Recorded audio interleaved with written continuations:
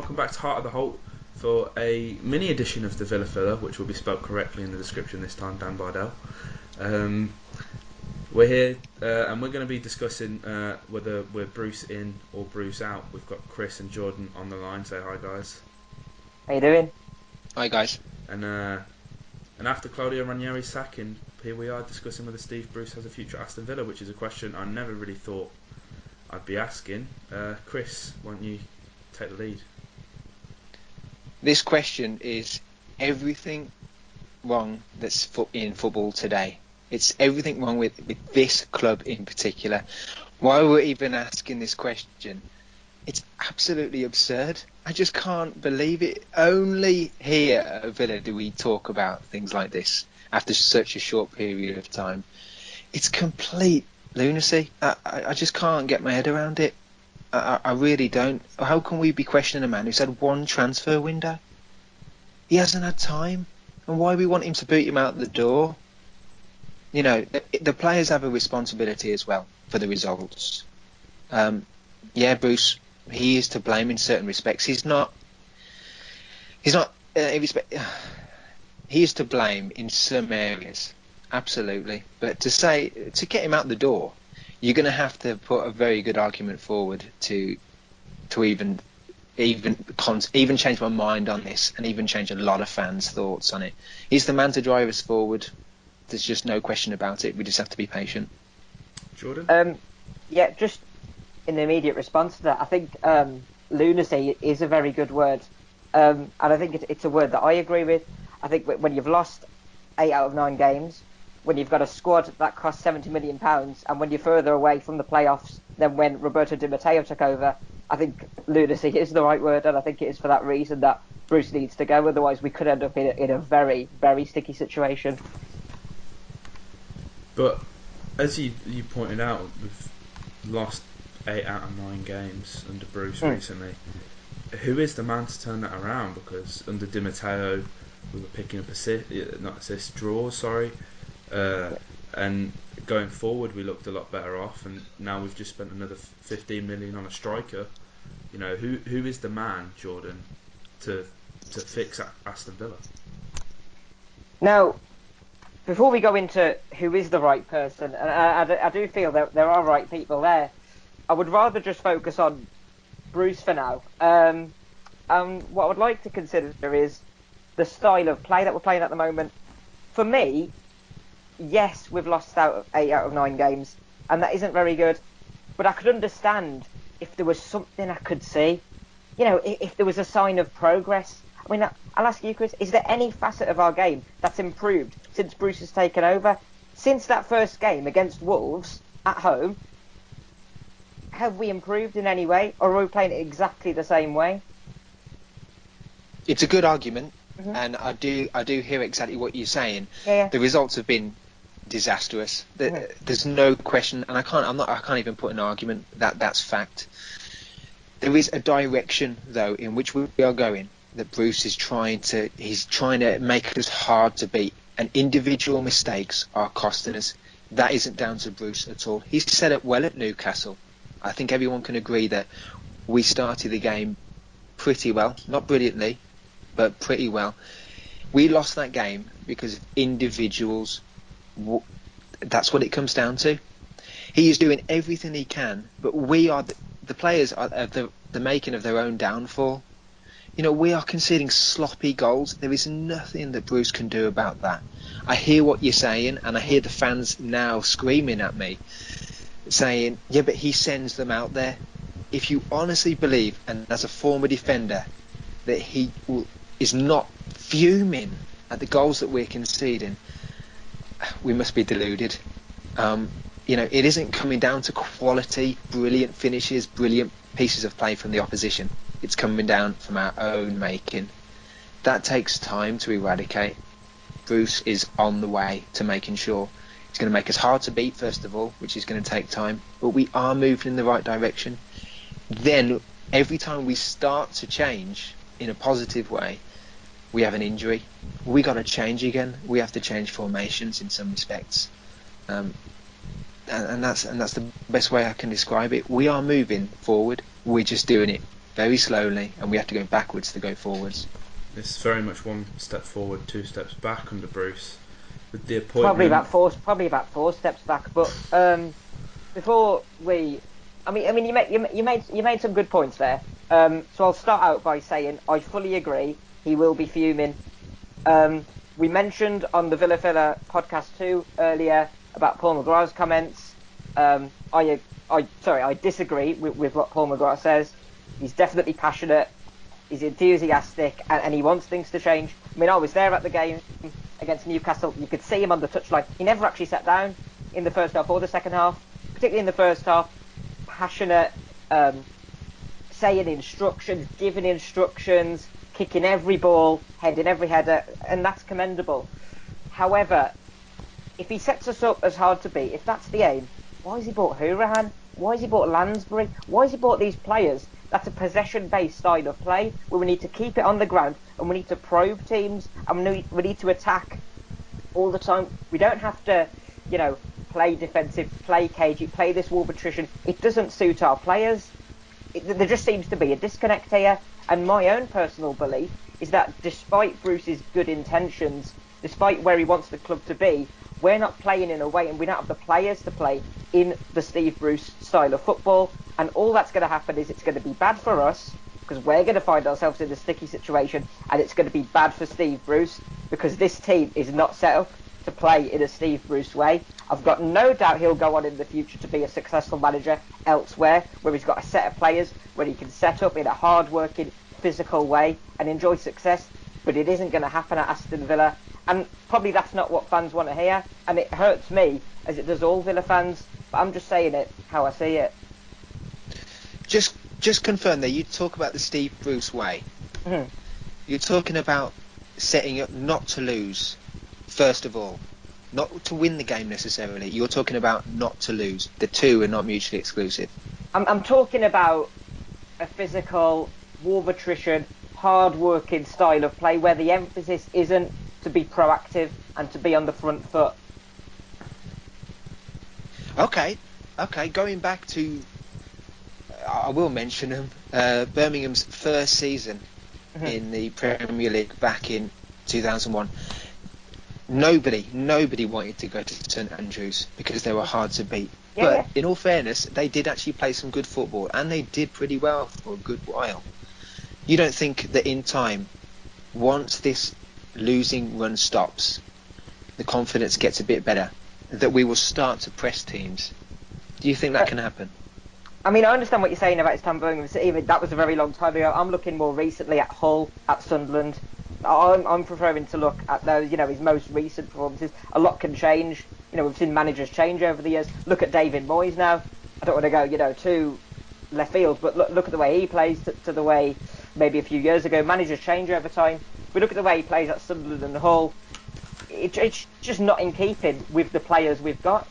Look, okay, hear me out. Hourahan, 11 assists with Barnsley, right? One of the most creative players in the Championship.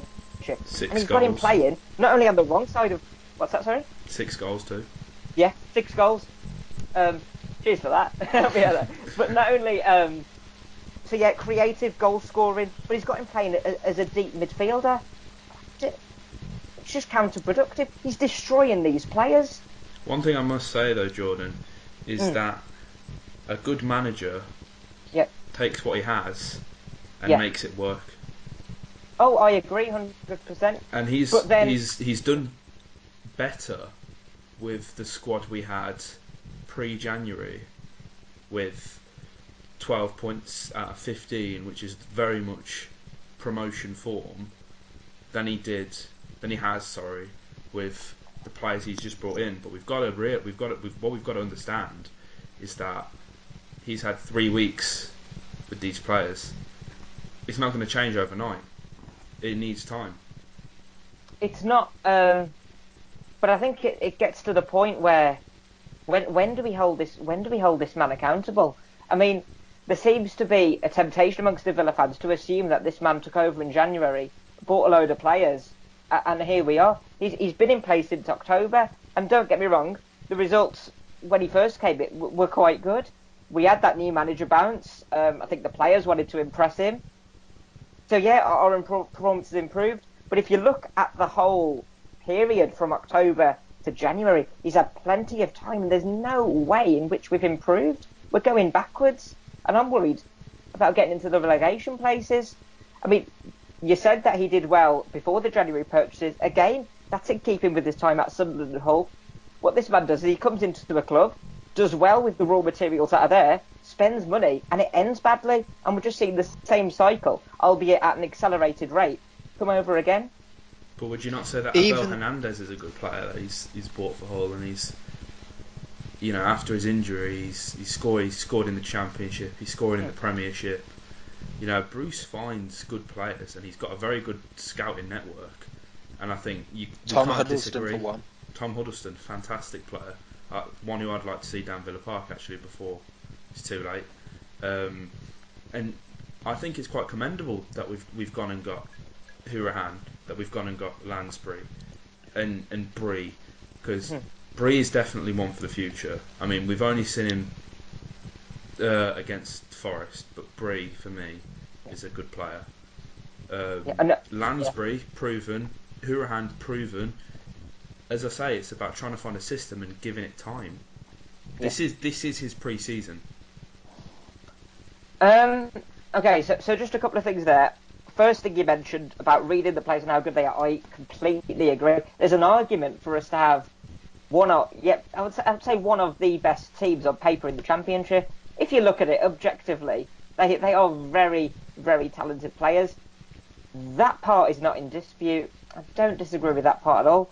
What I do worry about is his ability to get the best out of them players and to play in a way that is going to get the best out of those players. We've spent so much money, and Tony Gia deserves better. And what we need to see is strides forward. I'm not actually, you know, if we're grinding out results, great. I just want to see progression on the pitch. I want to see an upwards trajectory in our performances, and I'm not seeing that at the moment. What I'm seeing Bruce on the touchline shouting at the orders, shouting at Hogan, move 3 centimetres this way, move 3 centimetres that way. And he's getting dirty looks on the players. You know, some of the players were talking back when I was there on Monday. So there's a danger that he could lose the respect of these players. If he's telling the likes of Hourahan to play as a deep lying midfielder and not getting the best out of them, they're going to get unsettled quickly. And there's a risk that 70, 80 million pounds we've spent, both in the summit and January, is about to be burned. Oh, just touching what you said there about dirty looks from the players to the manager. If you honestly believe that player power at Villa is a chance to get Bruce out, no way. If you are not on Team Bruce, you'll be out the door. Yeah. And I tell you, our chairman will absolutely back him up. So there's no dirty looks. There's no time for that. I've got no. Look, let's not get this twisted here. I'm not condoning player power or anything like that. What I'm concerned about though is these players not being happy to play in a Villa shirt, not because he's giving them extra rounds of training to do, but they're merely not been able to fulfil their potential at the club because of the style of football that is in place. Basically, Tony's investment is in jeopardy here, and I feel that is the issue. There isn't a fixed formation though, is there? Let's all be honest for a second though. We are struggling to find out our best formation. We have gone 5 at the back in recent games. Yeah. That is solely to stop us losing. Make no mistake, once we get a cheeky win, once we start getting a couple of points under our belts, trust me, we will revert back, and then we will see the likes of Lansbury, the likes of Adoma come back in, Hourahan coming in and really playing some good attacking football. But at the minute, we've got to stop losing. That's the sole reason why we're doing this 5 at the back thing. Why are we struggling to find a formation that works, do you think? Bruce is still assessing the team. Okay. He's still assessing. Remember, he's brought in several new players. We've just experienced Codger have a bit of a go on the left-hand side. That's not been tried. Yet. We are still working out who wants to be here and who doesn't, and that takes time. It really does. An example might be Gabby. We all know my thoughts on Gabby, but he is playing solely, not because Bruce likes him, but because we're putting him in the shop window for the summer. We will either release him, which is, if I was a betting man, I think we will. But generally, putting him out in the shop window so somebody will come and take a gamble on him. He doesn't have a future here. I mean, if We all that's true, know that. I mean, I don't want to go too big, but if that's true, that's worrying. That we're worried about the shop window. I'm more worried about the relegation trapdoor. But with regards to the situation in terms of finding the best formation, the best system, again, he's been here since October. It doesn't take. I mean, how many months is that? I can't even count. I'm getting so wound up. What, 6 months? That's Bearing in mind, there's been a hell of a lot of injuries, though. which players have been injured here? Bearing in Mule, mind, I I don't think know. Grealish has been suspended. That was out for a while. Adoma had missed a couple of Baker. games. And Kodja was struggling for form. We had the African nations, let's not forget, and he was a massive loss, a huge loss. Nothing that Bruce could do about that. He was, but for me, October to December was the period where he looks at the team, assesses, and goes, okay, these are the players we want. This is the system we're going to play, and we're going to go out and do it. Now, he's throwing mud at the wall and hoping it'll stick. Perfect example of that is this 5 at the back experiment. If he really went out there at the start of January, was like, you know what, we're going to do 5 at the back, he would have bought an extra centre back. Not getting Chris Samba to train with the squad now. He's in panic mode now, and there's only one man to blame for that. There's only one man to blame for that. When he first took over, from what you've just said there, are you of the thinking that when he comes in, all he had to do was assess the squad and start winning games? His job was, I personally believe that he had a fairly good squad before January. It wasn't exactly a shabby squad. He still should have been able to pick up results, which he was able to do. But within that time, he should have been able to assess and to plan forward and have a coherent plan. The job was far bigger than assessing players and starting to win games. We have been on a downward spiral for years and years and years. We've had the same group of players who, quite frankly, have been battered mentally, and they still are. Because we're suffering from late goals, we're conceding late, we're making silly mistakes. This is a mentality thing. This doesn't go away in a couple of months. This takes a hell of a long time. It takes a lot of mental training to get to a standard where you can believe that you can win again. The confidence in this group of players is, it's safe to say that it's at rock bottom. Okay, now I appreciate that Bruce has been here since October, and should he have elevated it? Of course, but we're talking about a long time previously where the same group of players have been on the back end of some absolute batterings. It's going to take a bit more time, and the call for stability is now. Dan touched on 2 points actually about accountability. You said that, when do we assess him? Yeah. Just from somebody who wants him to leave, you're saying that he needs to go now. You've made up your mind. You've assessed him. You think he's had enough time. I think he has had enough time, and it's not just a case of time. But before we go on to that, because I did want to make a point of what you said before, so if you keep that in mind, there was a point that I wanted to mention, which was you talked about the past and the effect that the past has had on this football club. Let's be real here. 6-7 years, it's been bad, isn't it? I mean, we both agree it's been really, really poor. For me, though, I look at the team who started against Newcastle. Who was there last season from that team who started against Newcastle? Alan Hutton. Can't think of anyone else. To me, Tony G has come in. He spent a lot of money, and we've got a revamped team now. This is a very different Aston Villa to the one that finished last season. We can't compare the two. There's this real temptation among the fan base at the minute now to talk about the past 6 years and to include this season in that. This is completely different. We've had a new owner and a new set of players. This hangover from last season, in my opinion, it doesn't hold any weight anymore. It's still there though. Where is it though? Because it's not in the boardroom and it's not in the playing staff. You sit inside Villa Park, Yeah. and you can feel it. It's still there. Yeah, no, still there. Of course, it's there among the fan. Of course, it's there among the fan base. But we can't blame the fans. I mean, don't get me wrong. You hear the Villa fans chanting at Villa Park, and it's a great feeling. But what's going to be more beneficial to the team is Bruce starting to play players in the right position and getting the best out of them. might be romantic to think that if we all get behind them, we all start chanting, it's going to make a massive difference. And it probably will make a little bit of difference. But what's going to make the most difference is him setting up the team in a much better way. But another point I wanted to mention is that that's been used as an excuse recently. The poison around the club, the bad atmosphere, the negativity. Let's look at other managers who've joined at the start of the season. Jaap Stam, Wagner, even Neil Warnock who've come in. And what they've done is they've Gary Monk at Leeds, and they've said, you know what? It doesn't matter how this club was before. That's not going to be an excuse. I'm going to use my managerial expertise. We're going to rise above that, and we're going to do well. And I look at those managers, and I think there's just no excuse for Bruce. If those guys can do it, if you look at how those clubs were set up behind the scenes, and the bad hangovers that were there, does he have a leg to stand on? I mean, again, I'm just saying it how I see it. I don't know. The clubs you've just mentioned, no disrespect to them, but they are in no way near the calibre of Villa. Nowhere near the calibre of Villa. This is the biggest job in the Championship. Make no mistake, it's one of the biggest jobs in English football. No problem in saying that whatsoever. Yep. The expectancy, the infrastructure, the stadium, what we've got, the fan base, we've got one of the best clubs on this planet. I'm trying to look at it objectively, but we have. There's no doubt about that. History, it speaks for itself. I agree, we have been on a downward spiral. It's the responsibility to call now. Instead, it's going wrong, right? Because it's not going particularly well at the moment. So why do we have to resort to go, no, if it's not working, let's change it? Why are we going to pull a Leicester? Back the man. Just for once, mate. Just back him.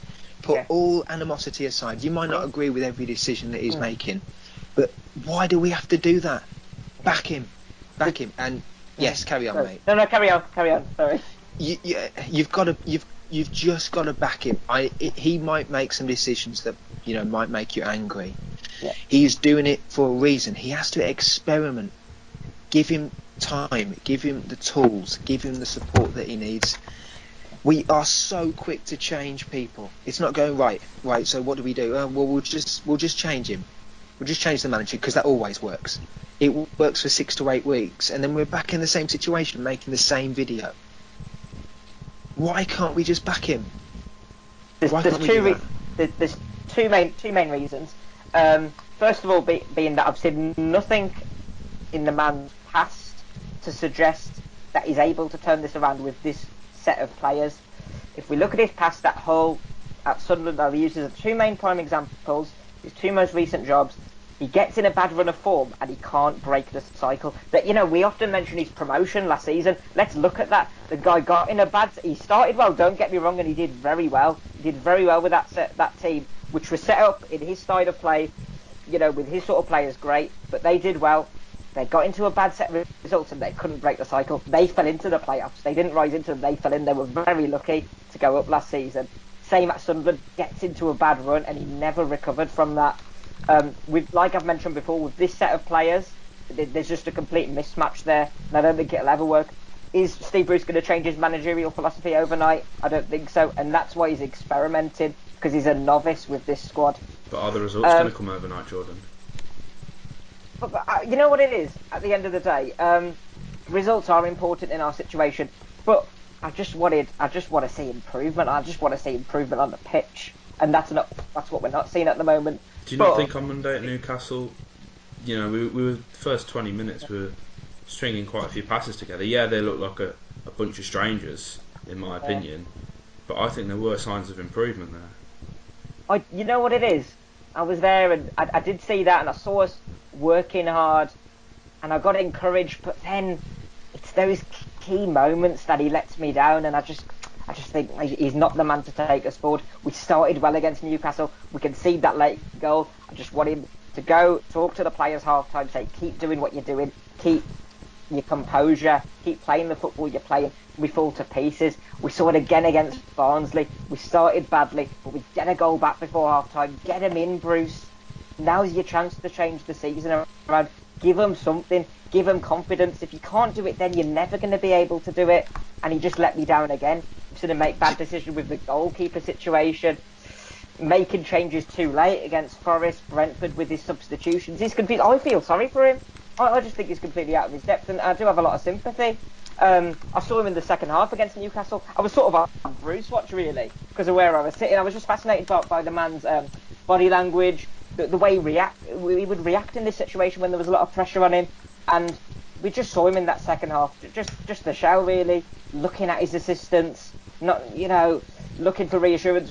When a throw-in wouldn't go his way, he'd be looking at Calderwood, what do I do next? And it is a tricky situation, and I do worry because it's romantic, it's nice to think that we could give him time and it'll turn around, but time's a luxury we might not have. We're in real danger here of going down, a double relegation, and we got fortunate when we went down to the Championship that someone like Tony Gier was able to come over and plough money in, take over the club and put us in a good situation. There's no guarantee that's going to happen if we go down again, if things don't improve quickly. I'd like to give him time. Can we afford to do so? We've seen Tony Gier today. He's bought, some sort of movie company, or was it Millennium Studios or something? He could get bored very quickly, and who could blame him after spending that much money? That's my concern. That time is a luxury that we don't have in this scenario. Okay, mate, you just touched on money there. Mate, it doesn't matter. These are the going prices these days. We're going to have to spend. People are going to overcharge us. That's just football. That's just the way it is. You just said as well that Bruce let you down against Newcastle. There's moments where you felt that, he let you down. Do you not feel that individual mistakes, two of them, let you down? Not necessarily Bruce. Yeah, it is an interesting one. When individual mistakes like one-off individual mistakes is fine. We all make mistakes I'll make mistakes in life, whatever. So Lansbury's second goal, Lansbury makes a complete catastrophe of the second goal, and but that's okay. You're saying that's okay if it's once in a while, but it goes on Bruce. That's the problem. It goes down as a 2-0 loss, and Bruce gets the blame for it. I think it's important to look at the bigger. When these incidents happen, you've got to really put it into context and have a look at what's really going on here. Why do people make individual mistakes? I believe it's through a lack of confidence. When you're confident, you're not making mistakes, you're not overthinking things, and I feel that the lack of confidence stems from the system we're playing. Players aren't comfortable how they're playing. They're frustrated. They're not being able to fulfil their potential and do what they want to do. That's when frustration happens, and the people aren't thinking clearly, and that's when silly mistakes happen.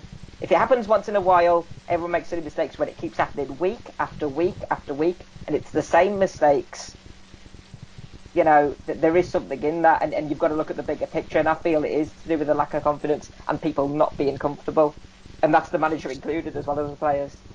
So the first goal that's conceded against Newcastle, doesn't matter what formation you play, you clear that ball. It was disgraceful defending. Yep. So your argument about it's upsetting, the system that we're playing is making us concede sloppy goals, absolutely irrelevant, mate. Absolutely not. We could be playing any formation. It's coming down to mistakes on an individual basis. Nothing to do with the formation. It's lapses of concentration when it matters most. That's nothing to do with Bruce. But then those lapses of concentration. Let's look at that Newcastle game. What we're talking, like 10 minutes before half time. We started well, but something changed. Things didn't go our way. The players we conceded, and we were under pressure. No, but we didn't just concede. I feel it was inevitable. There was a period of time, 10 minutes before that game, when it was inevitable that we're under the cosh here and the tides turned. But Newcastle had no shots before that. What was that? Sorry, I couldn't hear you there. Newcastle had no shots before that. They didn't have any shots before that match. Before they scored the goal, but you could see them probing forward. You could see putting pressure on. You see the doubt. It was in the tides were turning. It was inevitable that we were getting under pressure. They're the home team, mate. They're the home team. It's their responsibility to push it forward. But then when we keep seeing it, sorry. It's inevitable as the away side that we will come under a period of pressure because we didn't deal with it. We didn't deal with it properly. We conceded the goal. That's fine, but then Barnsley, we were at home against Barnsley. Where was the period of pressure there for us when we were at home? There was nothing. This is the situation that we're in. I'm concerned. You mentioned you mentioned injury. Let's sort of move on. You mentioned injuries before, and that he's been a little bit unfortunate with injuries. It was his decision to. It was his decision to sell Ayew. I mean, we're in a situation now where Codger, Hogan, we've got injury doubts over them. He made the decision. I mean, did you personally agree with that decision to sell Ayew and get a left back in Neil Taylor? Okay, well, first of all, the two aren't connected. Mm. The two aren't connected. And being really honest, Ayew did not perform at all, and he looked like he couldn't be bothered.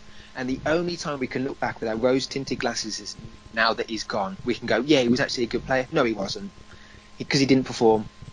He didn't do anything. He just couldn't be bothered. His attitude was appalling.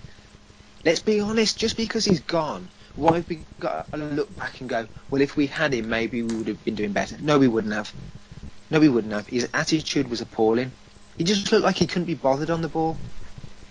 So, Jordan. For me, yeah, sorry. Carry on, Dan. We're going to have to wrap this up soon. Yeah. We could go on. We could go on. No, it's fine. Who would you bring in to replace Bruce? Tell us the man that we can never imagine.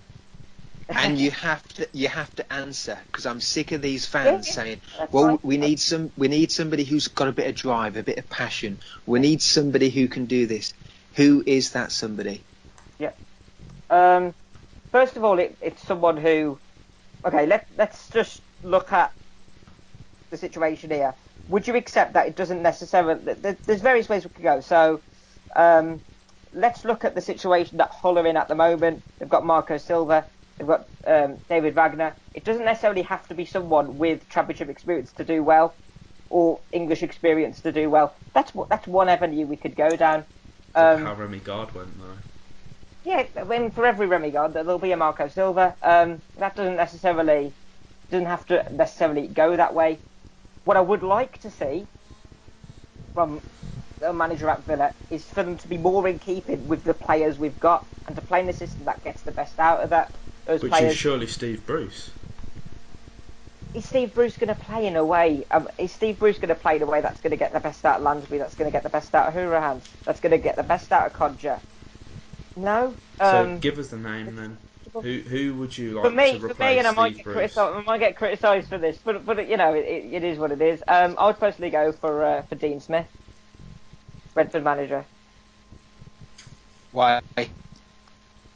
I feel that at the moment, in the particular situation we're in, which is in a bleak situation, I feel that he's got the Villa pass, he'll have the passion, he'll give the players a lift, he's got the drive, and I realise you're probably going to say, yeah, but Bruce has got all that, granted, but he also, the way he plays and the style that he plays and the ethos he'll have will be more in keeping with these players and will do well. It'll be a better fit, and that's all it is.